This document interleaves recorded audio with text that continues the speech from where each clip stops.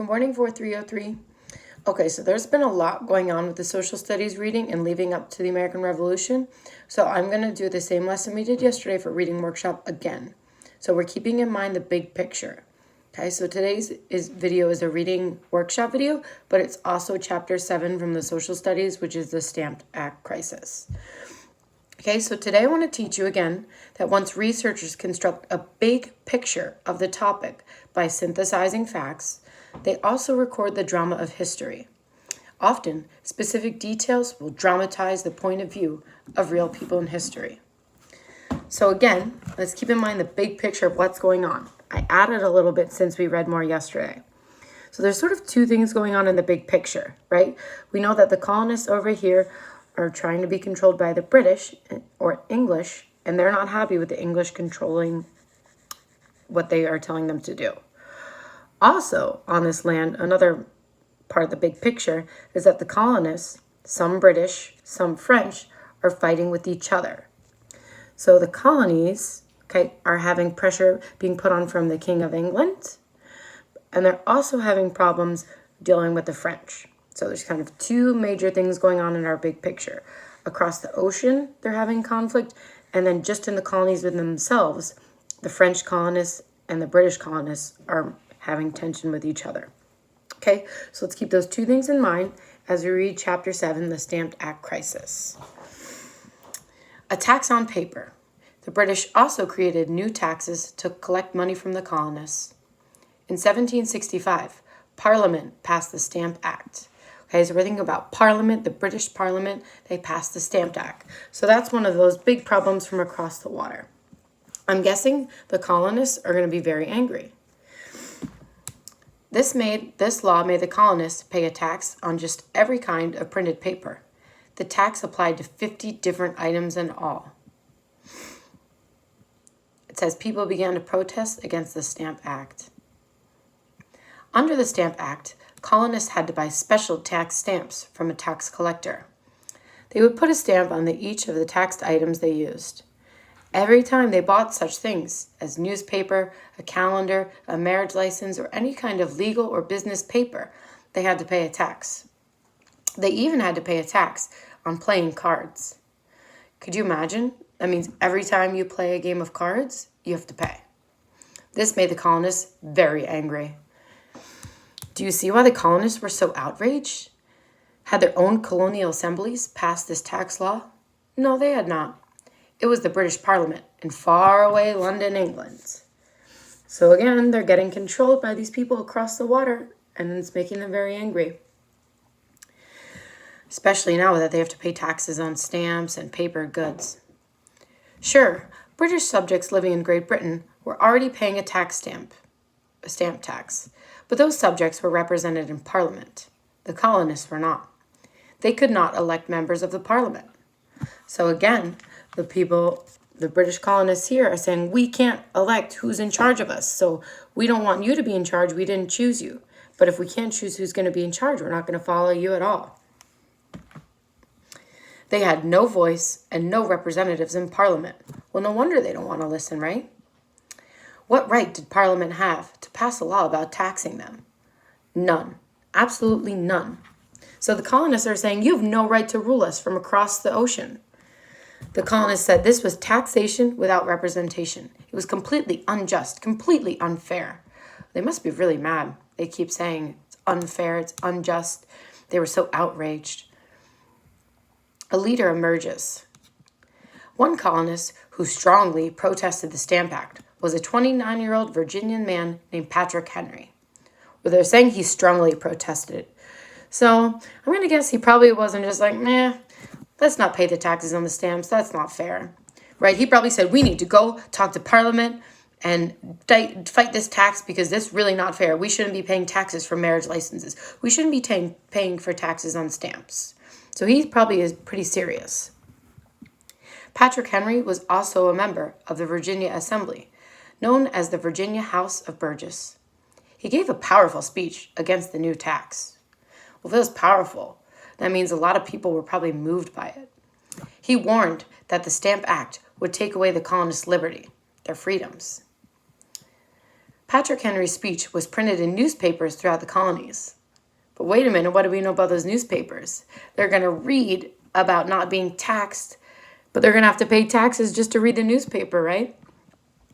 The speech made people think.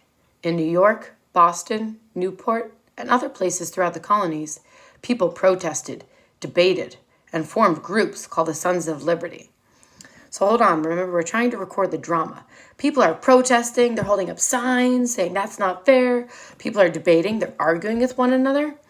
And people are even forming groups as a result of this tax. So that's 3 pretty severe reactions. People must be really mad, feeling like the anger just keeps growing and growing. These groups threatened the stamp tax collectors. Many stamp collectors decided that the best thing to do was get out of town and forget about selling tax stamps. I wonder if they threatened them with their lives or threatened to hurt them. Boy, it's pretty serious. I'm at the subheading on page 47. It says, the colonies protest. The Sons of Liberty did more than threaten tax collectors. They also organized a boycott of British goods. It's a way where you refuse to buy any goods because you're so mad at them. You're so enraged. So people throughout the colonies agreed not to buy the goods from Great Britain as long as the Stamp Act remained a law. So as long as they had to pay taxes on stamps, they said, we're not buying any British goods. Anything that comes from Great Britain, we're not going to buy it, even if we need it. Even if they needed tea or something that came over, they said, nope, we're not going to buy it. And that's being pretty hard-headed, pretty stubborn. So again, I'm thinking they're really mad. Like the Sons of Liberty, women's groups called the Daughters of Liberty helped to support their boycott. One of the most important goods British purchased from the British merchants was cloth. Think about what you need cloth for. To make clothes, sheets. To make for the growing shortage in the colonies, the Daughters of Liberty wove their own cloth. So because they're refusing to buy goods from Britain, now all the women in the colonies have to spend extra energy making more cloth. The Sons of Liberty, Daughters of Liberty, and many other people who supported the colonist cause also gave themselves another name. They called themselves patriots. Okay. This is important to get to keep track of because the patriots are going to be one of the groups of people you'll hear about a lot later on. So they're one of the groups in the colonies. Colonial leaders knew that they could do more to put pressure on Parliament. Colonial leaders called for a special meeting of all the colonies to decide on a course of action. Colonial leaders called for a special meeting. It must mean it's important because they called people from all the colonies to meet. That means the New England colonies, the middle colonies, the southern colonies. And remember, we know how hard it is to travel around and send news back then. Things weren't spread around very fast.